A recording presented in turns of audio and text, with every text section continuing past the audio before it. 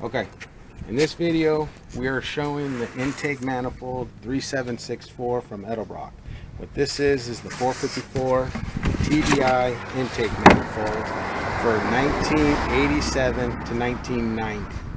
So what there was is on there you see a lot of information where people are saying it doesn't work, it's not a good manifold.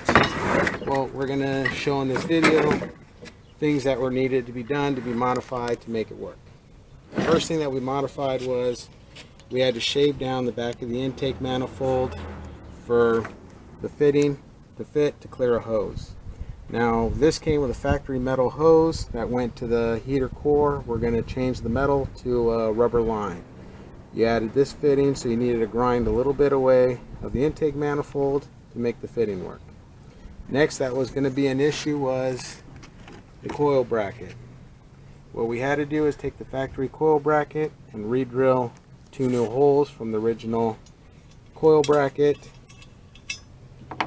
so that way it clears the rubber hose.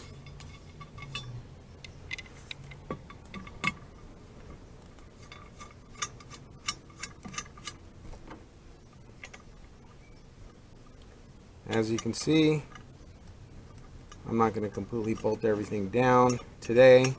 I'm just going to show everybody how it works. Clears the hose. We can run the hose with no interference to the coil. Next, that everybody had questions about is the throttle bracket.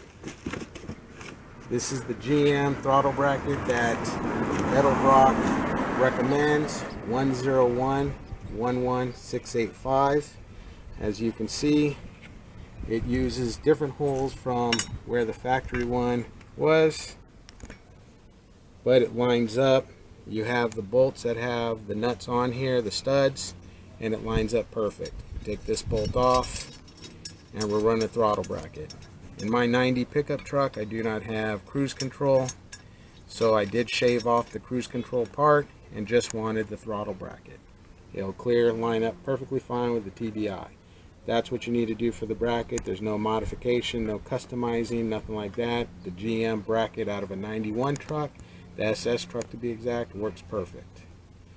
Next, the big concern was gaskets. Now, I am placing this on a 2000 vortec 454, which I will show you the motor, and I have taken pictures of the old heads and the new heads. So for intake gaskets, what we're going to run, we started off with a Felpro gasket, which was 1212S3. Felpro says to use this gasket, which as you can see, the ports are gigantic in this. You can see how big they are. As I have this backwards, I'm sorry. See how big they are towards the intake manifolds.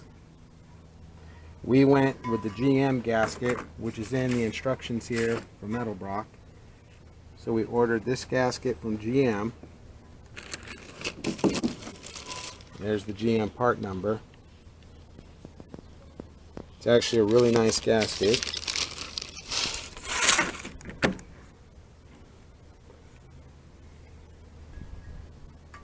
Same size. No difference. Just a little bit of a thicker, heavier gasket. So what we're going to do is we're going to show the motor that this is going on. So people have questions saying that this will not work on a vortec 454. We're going to show you it right now.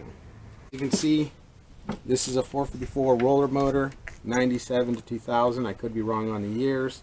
There's the spider assembly, and as you can see, no heat valve or heat port are in these heads, and it's the full roller block, which we're taking a 2000 motor and we're sticking it in a 1990 truck running the 1990 TDI. So what I'm going to do is place the gaskets.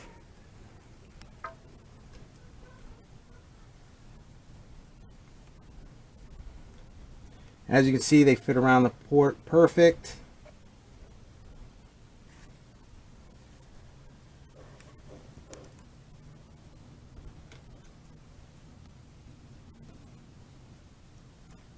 Make sure that we get them in the little tab here. Now this is just a dry run. I'm not going to silicone them. I'll wait for a next video, but you can see the gaskets. Now we're taking the TBI intake manifold,